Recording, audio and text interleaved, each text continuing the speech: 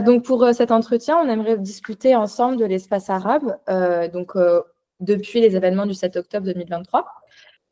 Et on a pu le remarquer qu'il y a énormément de choses à dire. Il y a énormément de choses qui se sont passées, les dynamiques ont été très rapidement bousculées. Donc c'est pour ça qu'aujourd'hui, on aimerait vous poser quelques questions à ce sujet. Et je laisse la parole à Mathéo pour la première question. Oui, alors, première question, donc c'est concernant en fait les États arabes signataires des accords d'Abraham.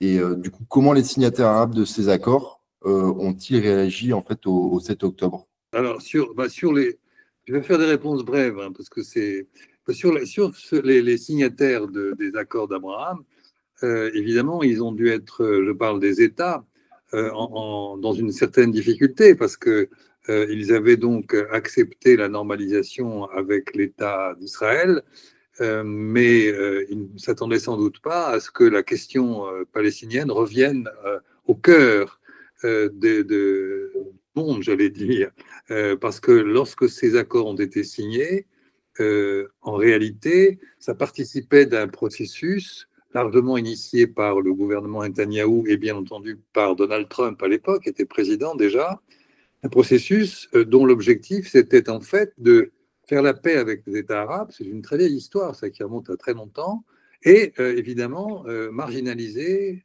et voire étouffer complètement la question palestinienne en disant voilà, c'est une affaire qui n'a plus beaucoup d'importance, c'est un conflit de très basse intensité, on peut le gérer notamment par des initiatives économiques, mais c'est plus une question politique.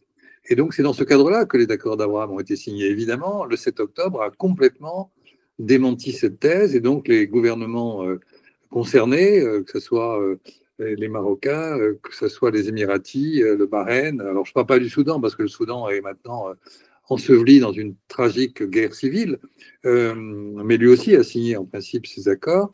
Donc voilà, donc ils se sont trouvés en porte-à-faux. En porte-à-faux par rapport à ce qu'ils espéraient, mais surtout en porte-à-faux par rapport à leur opinion publique, parce que il est clair que leur opinion publique a été extrêmement sensible à ce qui s'est passé cet octobre, encore que il faille vraiment distinguer selon les pays, parce que parler d'une opinion publique dans les Émirats arabes unis, c'est un peu se faire des illusions. Il n'y a pas une véritable opinion publique. Il y a quelques centaines de milliers d'habitants, il faut le rappeler, je parle des autochtones.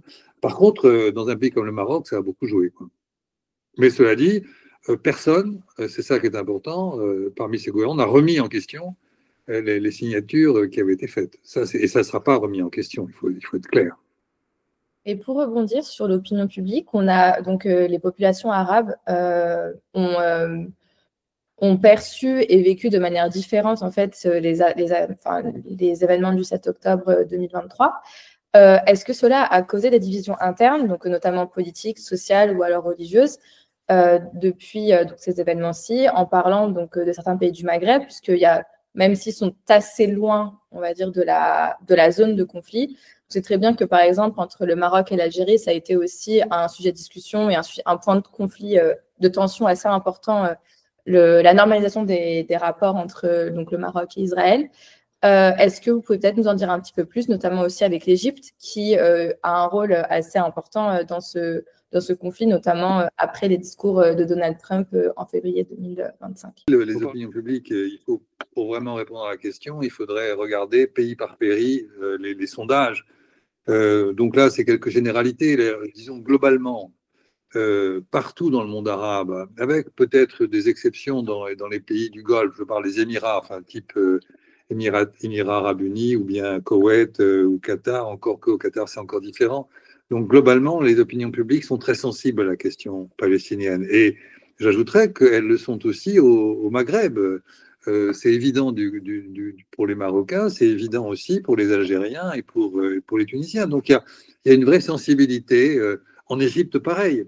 Mais une fois qu'on a dit ça, bon, les opinions publiques se retrouvent pratiquement dans des systèmes qui sont des systèmes autoritaires, où le poids de l'opinion publique est tout de même assez faible. Il est assez faible au sens où ça ne va pas infléchir une politique de ces gouvernements autoritaires. La preuve, à propos des accords d'Abraham, à propos des accords d'Abraham, on a bien vu que même si les opinions publiques ont été chauffées à blanc pour de bonnes raisons après le 7 octobre et la guerre que Israël a conduite, ça n'a pas remis en question les politiques de ces États. Donc il y a une influence de ces opinions publiques, mais elle est limitée. Par contre, il y a un point peut-être sur lequel il faut insister, c'est que si ces gouvernements qui ont signé les accords d'Abraham ne les ont pas remis en question, en même temps, je pense que dans une certaine mesure, pour ceux qui n'ont pas signé encore et qui auraient voulu le faire, je pense principalement à l'Arabie saoudite, eh bien, je pense que là, le poids de l'opinion publique saoudienne, même si c'est un régime autoritaire, il y a tellement d'évolutions profondes en Arabie saoudite, qui fait qu'il est clair que le gouvernement actuel, MBS, comme on dit, Mohamed Ben Salman, va y réfléchir à 2 ou 3 fois avant de signer. Il le fera s'il le fait, mais de manière assez conditionnelle. Il ne peut plus se permettre de le faire comme il espérait le faire avant les accords d'Abraham. Parce que justement, là, le poids de l'opinion publique est important, même dans un pays comme celui-là. En tout cas, c'est ce que disent les responsables saoudiens, c'est ce que disent beaucoup d'observateurs saoudiens. Hein. Je ne fais que reprendre leurs analyses. Toujours dans la même thématique, mais une autre question sur l'influence. Quel pays ou acteur non étatique arabe a vu son influence régionale soit augmenter ou en fait diminuer depuis le 7 octobre? Oh ben écoutez, ça, je crois que si on prend la question des États, il n'y a pas, c'est une évolution qui est bien antérieure au 7 octobre. En réalité, c'est toute l'histoire contemporaine du monde arabe depuis 15 ans, quoi, dont il faut parler, pas simplement par rapport au 7 octobre. Et là, il est clair que, disons, pour faire très court, pendant très longtemps, il y avait un certain nombre de capitales qui étaient les capitales emblématiques du monde arabe, là où se jouait toute la géopolitique du Moyen-Orient, c'est-à-dire le Caire, Damas et puis évidemment Bagdad. Or, pour des raisons très différentes, ces 3 capitales n'ont plus du tout le même poids et pour certaines n'en ont plus du tout de poids dans la géopolitique contemporaine. Et, une 4e capitale était importante, c'était Riyad. L'Arabie saoudite a toujours été un acteur important, mais là c'est devenu l'acteur majeur. Aujourd'hui, il est clair que par sa position, par ses moyens financiers, par ses réseaux d'influence, par ses alliances, par sa position géographique, l'Arabie saoudite est aujourd'hui l'acteur majeur. Pas par hasard d'ailleurs si la diplomatie de l'Arabie saoudite va bien au-delà de la région. Et ce qui s'est passé notamment dans les relations entre la Russie et les États-Unis, ça peut se passer à Riyad, ce n'est pas rien. Donc en fait, aujourd'hui, l'acteur majeur, incontestablement, dans les relations internationales concernant la région du monde arabe, c'est l'Arabie saoudite. Et l'autre État qui est un État important, qui n'est pas arabe évidemment, c'est la Turquie, qui pour d'autres raisons aussi a une position forte. On en reviendra un petit peu plus sur l'Arabie saoudite, mais là, on va peut-être parler d'un pays assez important qui a vécu et qui vit actuellement une dynamique totalement changeante, c'est la Syrie. La Syrie donc, a connu la chute du régime de Bachar el-Assad en décembre dernier, à la suite donc d'une offensive depuis Idlib par Abu Mohamed al-Jolani, qui est devenu depuis janvier 2025 Ahmed al-Shara. Donc le leader de Hayat al-Sham. Donc il a un profil assez atypique puisqu'il était donc à la fois membre d'Al-Qaïda puis ensuite membre de l'État islamique avant de totalement se dissocier d'eux et de créer donc le Front al-Nusra avant que celui-ci devienne donc HTC.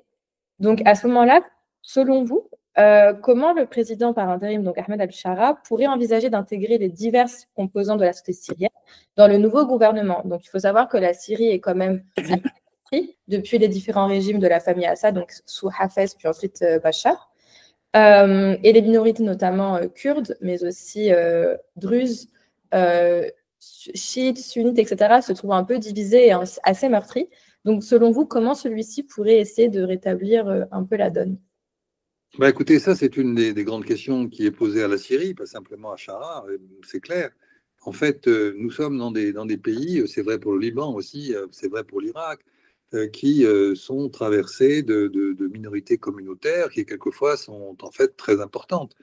Et c'est vrai que le régime de Bachar al-Assad était un régime très largement alaouite. Non pas que ce soit la communauté alaouite qui soit au pouvoir, mais en tout cas c'était des hommes et des femmes qui étaient tous dès qu'on se rapprochait du cœur du pouvoir, qui était alaouite, c'était clair, ça. Donc là, effectivement, un des grands enjeux, un des grands défis de ce nouveau pouvoir, c'est de réussir l'inclusion. Mais la question, elle est complexe parce que, d'abord, est-ce qu'il veut vraiment cette inclusion? J'en sais rien. Il n'a pas encore déployé complètement disons, les différentes facettes de son idéologie. Il a beaucoup évolué sur beaucoup de points. Il l'a montré, notamment lorsqu'il dirigeait la région d'Idlib. Mais est-ce que ça signifie véritablement une inclusion de toutes les facettes qui font la richesse de la population syrienne, et en particulier, évidemment, de la question des Kurdes?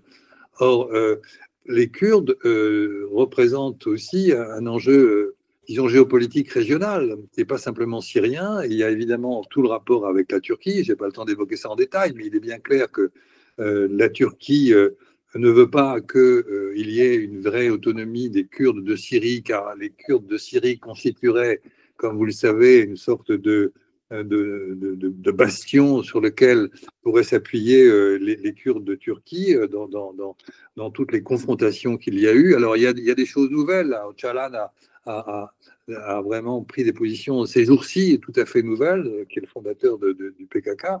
Donc, peut-être que ça peut évoluer. En tout cas, la question kurde, elle est complexe parce qu'elle n'est pas simplement syrienne. Elle a évidemment des interactions avec la Turquie, mais aussi globalement des interactions avec l'ensemble de la question kurde, et notamment, évidemment, les Kurdes qui sont aujourd'hui très autonomes dans la région, en Irak, où là, pour le coup, les Kurdes irakiens ont réussi à avoir une région véritablement autonome, tout à fait autonome même.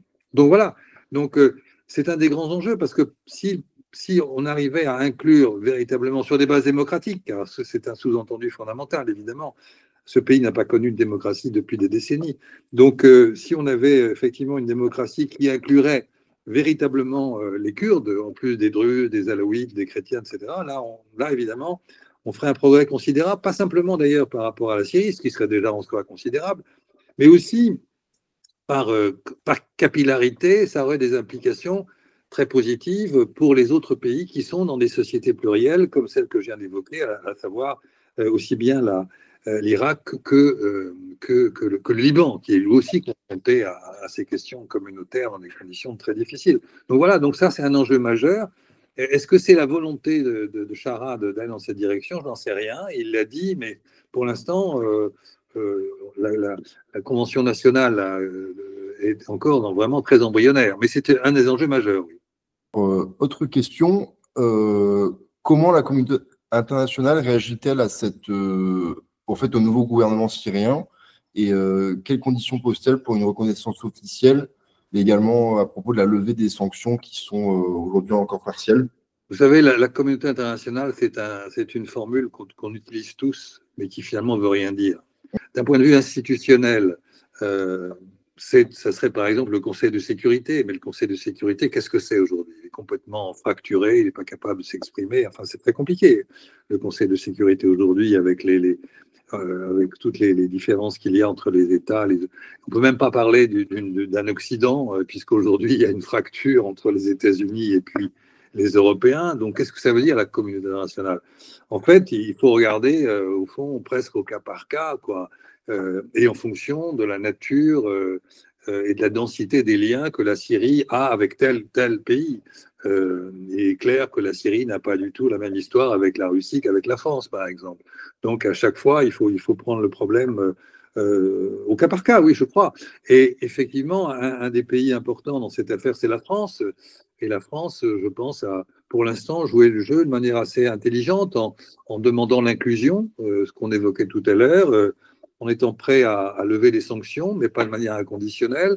Donc, je crois que c'est ça l'idée, c'est que il est très important que les États qui sont liés à la Syrie sur le plan historique ou sur le plan géopolitique, eh bien, essaient d'accompagner de manière conditionnelle, jamais de chèque en blanc en relations internationales, bien sûr, essaient d'accompagner ce processus qui est quand même un processus historique pour les Syriens, avec des enjeux majeurs comme ceux qu'on a évoqués. Et bien entendu, derrière, il y a des enjeux économiques considérables parce qu'il faut reconstruire la Syrie.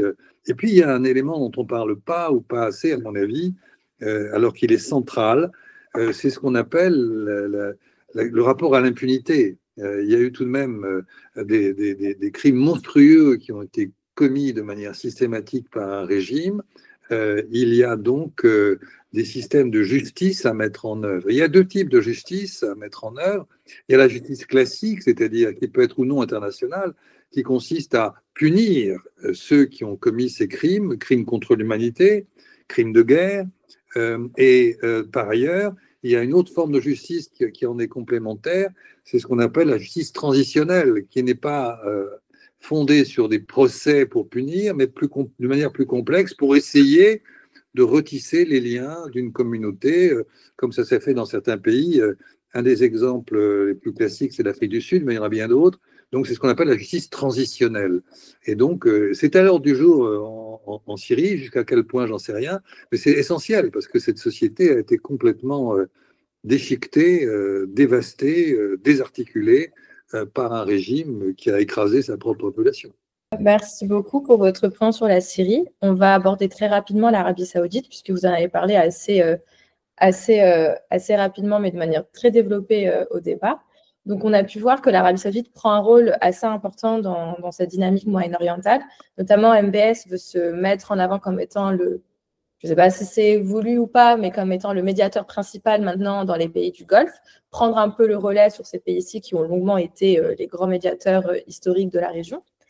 On a pu voir que le 22 février, il a pu être le point de contact entre la Russie et les États-Unis sur la question ukrainienne pour mettre un terme notamment à ce conflit, mais aussi renouer un peu les liens entre les États-Unis et la Russie.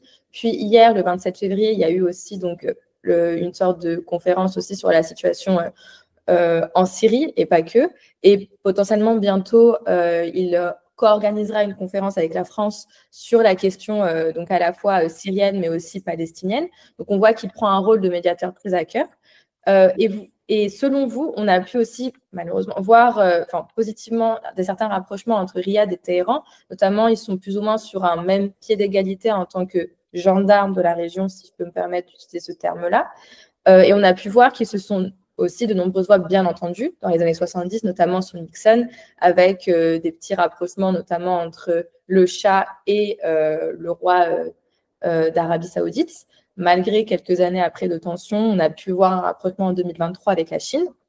Pensez-vous qu'on aura une sorte de co-gouvernance saoudienne et iranienne au Moyen-Orient à la suite donc, de des événements du 7 octobre? Et pensez-vous aussi que l'Arabie Saoudite continuera à garder cette image de médiateur régional malgré quelques tensions internes avec sa population? Pour reprendre juste un des mots que vous avez utilisé à l'instant, là, je ne crois pas du tout à la possibilité d'une co-gouvernance. Il n'y a pas de gouvernance internationale, ni au niveau mondial, ni au niveau régional, finalement. Il y a simplement des acteurs qui essaient de se positionner en fonction de leurs intérêts nationaux et des questions de sécurité. C'est ça, et je pense qu'un personnage comme Mohammed Ben Salman, en fait, ce qu'il souhaite, c'est de la région pour déployer tout ce qu'il a en tête sur le plan économique et financier. Et de ce point de vue-là, c'est assez intéressant parce que c'est vrai que la région a sans arrêt, depuis des décennies, été uniquement bouleversée par des guerres, par des violences, par des guerres civiles. Enfin, chacun connaît tout cela. Donc, le rapprochement avec Téhéran dans cette affaire est très, très, très fondamental. S'il y avait, disons, une confrontation entre Israël et l'Iran, comme malheureusement il en est question à nouveau, on voit bien que ça rejaillirait sur l'ensemble de la région et en particulier sur les voisins de l'Iran, donc les pays du Golfe et l'Arabie Saoudite. Et de cela, je pense que Riyad ne veut absolument pas, parce que pour le coup, ça détruit de plein fouet toutes les ambitions qui sont celles de l'actuel pouvoir en Arabie Saoudite. Donc je pense que un des grands défis, parce qu'on parlait d'un des grands défis en Syrie, mais pour moi un des grands défis de la région aujourd'hui, après, et cette guerre à Gaza n'est pas terminée évidemment, mais c'est de penser la suite en termes de sécurité collective. C'est-à-dire qu'il n'est pas question de co-gouvernance, mais on peut imaginer un système de sécurité collective régionale dans lequel l'Iran, d'une certaine manière, serait, et de manière conditionnelle certainement, serait incluse. Et le mot-clé, finalement, à chaque fois, c'est le mot inclusion, avec toutes les variables, enfin les variations possibles du terme d'inclusion. On peut être plus ou moins inclus, mais je crois que un apaisement des relations entre Riyad et Téhéran, avec aussi vraiment, par exemple, un accord sur le nucléaire et non pas un bombardement sur l'Arabie saoudite comme le voudrait le gouvernement israélien, ça serait en fait pour toute la région un renouveau formidable. C'est-à-dire que je crois que la sortie du nucléaire imposée par Trump, qui a finalement complètement cassé le système, parce que sans les États-Unis, cet accord de 2015 ne pouvait pas fonctionner, les Européens n'ont pas été capables de le faire vivre, eh bien, je crois que là, nous sommes à nouveau dans une période où on a deux chemins. Ou bien est-ce que ça sera la confrontation, ou bien est-ce qu'on reviendra vers une négociation qui passera forcément par la question du nucléaire iranien. Je pense que les Iraniens y sont prêts d'une certaine manière. Donc il y a des possibilités. Maintenant, les acteurs sont dans des contradictions. C'est pas ce qu'Israël veut, c'est pas forcément ce que les États-Unis veulent. Bref, on est dans l'incertitude. Mais il est clair que le chemin de l'apaisement passerait par un système de sécurité collective et par conséquent par des compromis politiques et de nouveaux accords qui, pour l'instant, comment dirais-je, sont simplement des idées et peut-être que ça va se concrétiser. En tout cas, c'est ce qu'il faut espérer. Sinon, la région va retomber dans ses arcanes habituels, c'est-à-dire la violence et la guerre. On va bientôt terminer. Il nous reste encore 3 dernières questions. Oui. Ou 4 dernières. Donc, ça va concerner le Liban, puis ensuite regrouper la Jordanie et l'Égypte ensemble. Donc, tout d'abord, le Liban. Donc, on a pu voir que le Liban a été aussi donc un terrain majeur dans le conflit, à ses dépits, puisqu'on a pu voir des destructions assez massives au sud Liban et à Beyrouth.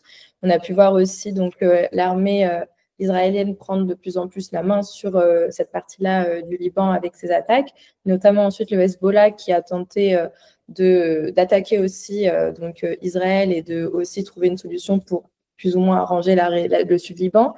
On a vu qu'au final, le Hezbollah a été très meurtri avec l'assassinat de Hassan Nasrallah, puis ensuite la destruction du QG du Hezbollah, ce qui a en partie aussi causé plus ou moins une chute assez drastique de l'Iran par ce biais-ci. Mais on a pu voir aussi donc, de nombreux défis, notamment pour la reconstruction d'un gouvernement libanais plus ou moins stable et prendre en compte ces soucis à la fois donc, et ces tensions, ces points de tension à la fois des divisions politiques et confessionnelles persistantes. Donc ma première question serait quels sont les défis auxquels le président Joseph Aoun, qui a longuement tenté de trouver un gouvernement plus ou moins stable, qui reprend toute différence différence, oui, au Liban, pour former un nouveau gouvernement inclusif et comment envisage-t-il de surmonter ces divisions politiques et confessionnelles persistantes dont on a pu voir le Liban a pu être victime puisque à chaque fois il y a eu des valses gouvernementales, des assassinats, des points de tension au sein du gouvernement libanais. Donc, selon vous, comment celui-ci pourrait essayer de sortir du lot en tant que président? Écoutez, je crois que le président Joseph Aoun a devant lui tous les défis, pas un en particulier, mais tous les défis. Le point peut-être nouveau et positif, c'est que son environnement a changé. C'est-à-dire que le régime syrien, qui a quand même occupé le Liban de 1976 à 2005, a disparu, et que donc cet énorme poids de la présence et de l'influence arbitraire de la Syrie a disparu. Ça, c'est quelque chose d'essentiel, je crois. Malheureusement, il n'en est pas de même dans le sud, c'est-à-dire qu'Israël est toujours là dans les incursions intempestives. Voilà. Et puis le troisième élément, bien entendu, c'est que l'axe de la résistance, on parle de la Syrie, mais il faut ajouter évidemment l'Iran et le Hezbollah, et c'est vrai que le Hezbollah ne peut plus du tout avoir la même place qu'il avait avant, ça c'est clair. Donc son environnement a changé, et donc il y a un certain nombre d'obstacles majeurs qui, s'ils n'ont pas disparu, en tout cas, n'ont plus du tout le même poids considérable qu'il avait avant. Ça, c'est donc, voilà, à partir de là, Joseph Aoun est confronté à la question classique. de tous les présidents qui voulaient vraiment transformer le Liban. Cette question classique, elle tient presque en une phrase, construire un État. Construire un État qui soit en capacité d'imposer ou en tout cas de contribuer à la construction d'une citoyenneté libanaise, qui ferait que le système des communautés serait marginalisé enfin. Voilà, ça passe par des réformes profondes à la fois sur le plan politique, y compris constitutionnel, ça passe par des réformes aussi économiques, car rien ne peut se faire sans aussi sortir de cette crise financière terrible dans laquelle le Liban est plongé depuis des années maintenant. Et aussi, quand on parle de l'État, il faut avoir en tête un point absolument crucial, c'est qu'il n'y a pas d'État sans, pour reprendre une définition classique, le monopole de la violence physique légitime. C'est la fameuse formule de on n'a pas trouvé mieux depuis, qui est de Max Weber, qui consiste à dire que pour qu'il y ait un État, il faut qu'il y ait une capacité d'imposer les choix qu'il peut faire. Ça passe par une armée. Et je pense que la question de l'armée libanaise, elle est centrale, elle est doublement centrale. Elle est centrale par rapport au fait que l'État doit avoir son bras armé, mais aussi et assurer la sécurité de ses frontières, évidemment, et par conséquent assurer, ou en tout cas tenter d'assurer dans les meilleures conditions possibles l'exercice de sa souveraineté, car sans armée, sa souveraineté, comme elle a toujours été, elle est bafouée, elle est piétinée par les acteurs extérieurs, et comme justement il y en a un peu moins aujourd'hui, ça peut être un élément important. Et puis l'autre dimension de l'armée, qui est tout à fait centrale aussi, c'est que c'est quand même l'espace où il peut y avoir un creuset dans lequel les différentes, disons, communautés ou les différentes affiliations communautaires viennent se confronter et peut-être, c'est un peu excessif, non pas se fondre, mais en tout cas appeler vers quelque chose qui en est le dépassement. C'est ça les grands enjeux aujourd'hui du Liban. C'était aussi les enjeux il y a 20 ans, il y a 30 ans, etc. Sauf que, bon, à un moment donné, peut-être que les forces politiques en présence auront la sagesse de comprendre qu'il faut sortir du système communautaire tout en le maintenant, parce qu'on ne va pas du tout, comment dirais-je, dissoudre les communautés. Ça fait partie de la personnalité et de la richesse du Liban. C'est bien clair, mais il faut être en capacité de le dépasser pour avoir un système qui serait un système fondé sur la citoyenneté, un État fort.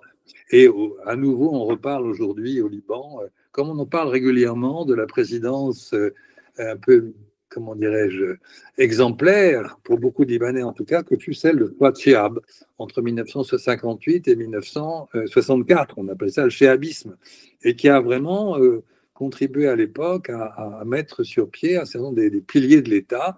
Malheureusement, ça a duré que 5 ans. Presque 6 ans en réalité, et depuis, il s'est passé beaucoup de choses. Donc voilà les grands enjeux auxquels se trouve confronté, mais pas simplement le chef de l'État, mais aussi évidemment le chef du gouvernement, qui est un personnage qui a un itinéraire très particulier, parce qu'il arrive quand même, c'est un juriste, et qui vient de la Cour internationale, il est président de la CIJ, de la Cour internationale de justice. Donc il y a des personnages comme ça qui savent penser ce genre de choses, mais entre penser ces choses-là et être en capacité de les mettre en œuvre, c'est une autre affaire. Alors, nouvelle question, toujours sur le Liban. Dans le contexte du cessez-le-feu actuel, quelles sont les perspectives, s'il y en a une, d'un accord de paix durable entre le Liban et Israël? Vous savez, un accord de paix entre le Liban et Israël, il est théoriquement possible, surtout avec l'affaiblissement du Hezbollah, mais en même temps, il est très lié à la question Israël-Palestine. C'est-à-dire que j'imagine mal une paix entre Israël et Liban qui ne passerait pas aussi par une paix entre la Palestine et Israël. Et je pense que la grande question, le grand foyer de désordre, de déstabilisation qu'il y a aujourd'hui au Moyen-Orient et qui persiste, c'est la question Israël-Palestine. Or, aujourd'hui, le gouvernement Netanyahou est sur une posture qui consiste en fait à tout faire pour consolider et accroître, pas simplement consolider, mais accroître encore sa domination. Il est dans une forme de triptyque qui est extrêmement dévastateur à terme, c'est-à-dire la domination, quoi qu'il en coûte, si je puis dire. Deuxièmement, il n'hésite pas à organiser la déportation. J'insiste sur ce mot, c'est un terme juridique qui vient de la 4e Convention de Genève. Déporter la population, comme il l'a fait à Gaza, avec l'appui en plus, maintenant, Trump parle d'une déportation à grande échelle, donc elle ne se fera sans doute pas, cette déportation de 2 millions d'habitants hors du territoire de Gaza, mais en disant cela, il légitime quelque part cet acte absolument contraire au droit international, absolument contraire à tout, y compris sur le plan éthique et politique. Donc, mais il le légitime. Et donc, la déportation est aujourd'hui à l'ordre du jour, malheureusement, et c'est ce qui se passe en Cisjordanie. Il y a eu 40 000 personnes qui ont été évacuées violemment et impossible de rentrer chez eux dans les camps de Jenin, de Tulkarem, de Nour Shams. Donc, ça, c'est le deuxième point, la déportation. La troisième, domination, déportation. Et le troisième point du triptyque, c'est la volonté affichée et peut-être soutenue, on va le savoir dans les prochaines semaines par Donald Trump, l'annexion de la Cisjordanie. Donc si on va dans cette direction, si c'est ce triptyque dont je parle, domination, déportation, annexion, se concrétisait vraiment dans les temps qui viennent, ben, il est évident que ça va déstabiliser la région et par contre-coup, ses immédiats voisins, le Liban, mais aussi peut-être la Syrie, mais à coup sûr la Jordanie. Coup sûr la Jordanie, sans parler de l'Égypte, qui est extrêmement inquiète aussi de ce qui se passe. Donc vous voyez, on est dans cette situation où on pourrait imaginer, mais malheureusement, c'est vraiment pas à l'ordre du jour, qu'on irait vers un règlement de la question Israël-Palestine, et avec la seule solution possible, qui est une solution à 2 États. Et je crains qu'on prenne à nouveau le chemin de cette violence, de cette guerre sans fin, quoi. Et ça ne veut pas ne pas réagir et rejaillir, pardon, sur le Liban. Voilà. Si on pouvait régler un jour la question Israël-Palestine, il est clair que ce serait une grande chance, alors pour les Palestiniens et les Israéliens d'abord, mais aussi pour les Libanais, parce qu'ils n'auraient plus à leurs frontières cette zone incandescente où tout peut arriver à tout moment. Donc pour terminer, vous avez fait une très belle introduction de certaines de mes questions, notamment sur donc, la situation en Jordanie et en Égypte. Donc on a pu voir en début février, lors de la visite de Benjamin Netanyahou aux États-Unis, avoir un discours très polémique, si je peux me permettre de dire ce terme-là, de Donald Trump, sur le déplacement forcé, la déportation des Gazaouis et la construction d'une sorte de French Riviera donc, à Gaza. Une position qui a été renforcée hier ou avant-hier avec une publication assez houleuse de Donald Trump sur le Trump Gaza. C'est une vidéo donc, d'intelligence artificielle où on peut y retrouver Elon Musk, Benjamin Netanyahu et Donald Trump déguster et boire des petits cocktails à Gaza, qui est devenu donc une sorte de French Riviera. Donc sur ces questions-là, on a pu voir un retour très rapide du roi Abdallah de Jordanie et Abdel Fattah el-Sisi en Égypte, qui refuse catégoriquement cette idée-là de déportation et de déplacement des populations gazaouis.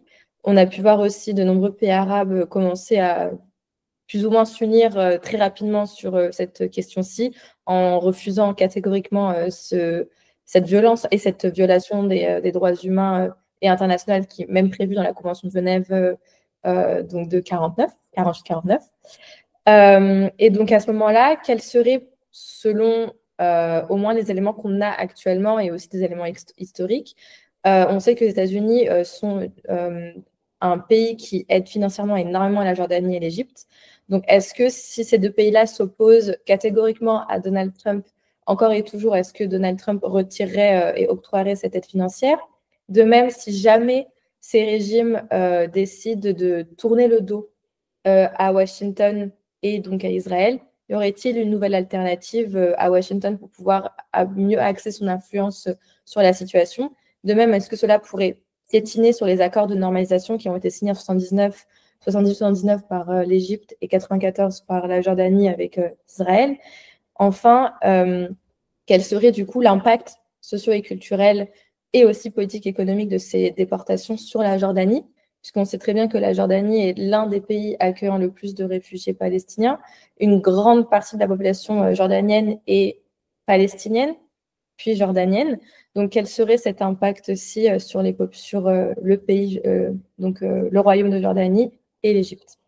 D'abord, quand vous dites avec réserve, je ne sais pas si on peut dire polémique, il ne faut surtout pas avoir de réserve. C'est une position inacceptable, scandaleuse, Et donc, il faut lui rentrer dans le lard de manière absolument catégorique. C'est totalement inacceptable du point de vue juridique, du point de vue éthique, du point de vue politique. C'est un retour au 19e siècle où on déportait les populations. Et il faut utiliser, comme vous l'avez fait, le mot qui est celui de l'article 49 de la 4e Convention de Genève, qui parle de transfert forcé de population ou déportation, c'est la même chose dans le texte, et c'est absolument interdit. Je veux dire, il prône la déportation. Il faut dire les mots comme elles sont. Et en ce sens, évidemment, c'est totalement inacceptable. Je m'arrête là parce que je suis très en colère quand j'entends ces termes-là. Il faut l'être. Maintenant, sur les points précis, je pense qu'il est clair qu'il y a plusieurs choses. Est-ce que un pays comme l'Égypte ou comme la Jordanie vont remettre en question, non pas l'accord de normalisation, soyons précis sur les termes, c'est des traités de paix, c'est pas la même chose. Les Émirats, ils n'ont pas fait un traité de paix, ils n'étaient pas en guerre. Mais je trouve que et la Jordanie et l'Égypte étaient en guerre, donc c'est des traités de paix en 1979 et en 1994, effectivement. Donc est-ce qu'ils vont remettre en question ces traités? Ça m'étonnerait, parce que je pense que c'est l'intérêt bien compris de tout le monde, d'abord d'eux-mêmes. Ça, c'est un premier point. Deuxième point, une déportation qui conduirait à ce qu'il y ait des centaines de milliers de Palestiniens gazaouis poussés en Égypte ou en Jordanie, c'est pour le Caire et pour Amman impossible. Sinon, c'est leur régime même qui sont en difficulté. Pour la Jordanie, vous l'avez vous-même évoqué, c'est la fin du système hachémite. Enfin, en tout cas, ça poserait des problèmes majeurs. Et aussi, en termes politiques, ils sont les uns et les autres vent debout contre l'islam politique, contre l'Hamas et contre les frères musulmans, en Égypte en particulier, mais c'est vrai aussi dans une moindre mesure, parce que c'est beaucoup plus subtil en Jordanie, mais ça donnerait évidemment beaucoup d'arguments pour que l'islam politique renaisse encore plus fort ou se développe. Donc, ça aussi, les régimes au Caire comme à Amman, ils n'en veulent pas. Et je pense que c'est un des arguments d'ailleurs que le roi Abdallah a dû développer auprès de Trump, parce que d'après les informations que j'ai, cette discussion à Washington s'est moins mal passée qu'on ne le dit. Il paraît que Trump a été sensible aux arguments du roi Abdallah.